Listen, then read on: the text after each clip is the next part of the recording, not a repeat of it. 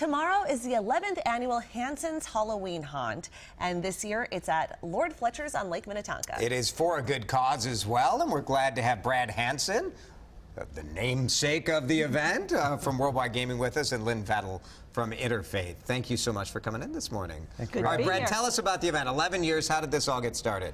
Well, it started 11 years ago at my home. My daughter was 10 years old at the time, and I had a friend in from out of the country, from Dominican Republic, and my daughter and I were carving pumpkins. And he was curious about, why are you carving these pumpkins? What's the concept to that?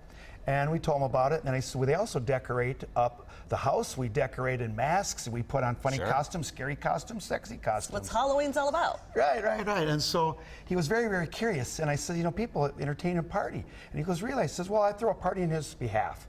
So what happened was, well, Halloween's around the corner. How am I supposed to do this so quickly? I end up doing some very large prizes for the best costume, the sexiest, the scariest, and the funniest. And I had trophies that you could buy at the store. And then people show up for that, right? And to my surprise, a lot of people showed up because the prizes were bigger than what were offered in the bars and the nightclubs.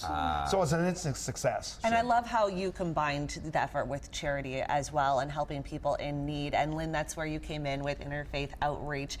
You guys are based in Plymouth. Yes. A lot of people might not associate a need for a food shelf in the suburbs, but there is quite a need. There is, and actually poverty is growing faster in the suburbs than it is in the urban core.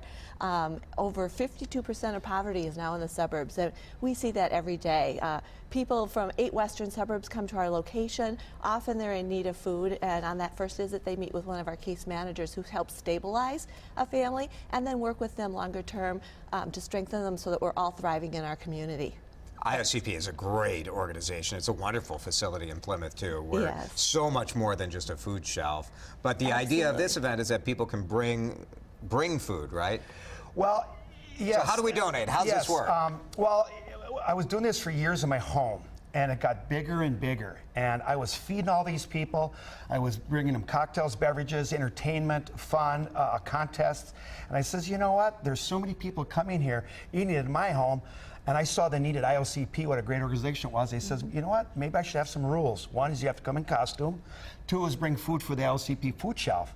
And all my friends go, that's no problem, and it just snowballed from there. And I love how it got so big that you now have had to move it to Lord Fletchers. This is your 2nd year there. For people who might want to come tomorrow night, they can get in if they bring a canned good. Is that how it works? Yes, it is a food shelf drive, so I do insist, you know, not by mandatory, but please do bring some food. And you know what? People just don't bring 1 canned goods, they bring a whole bag full. Right. So and I have a 20-foot trailer there that we're expecting to have our friends that to we fill want it to up. fill to the brim. So cool, and we do have the information right here if you're interested in attending the party. It's from 7 to 12:30. If you wear a costume, bring canned goods, get in for $5. Otherwise, it's $10. But such a great tradition that you've started, and one that's really helping a lot of people. And a lot of fun, too. You're going to have a good time out there, right? Well, last year we raised 1,800 pounds of food.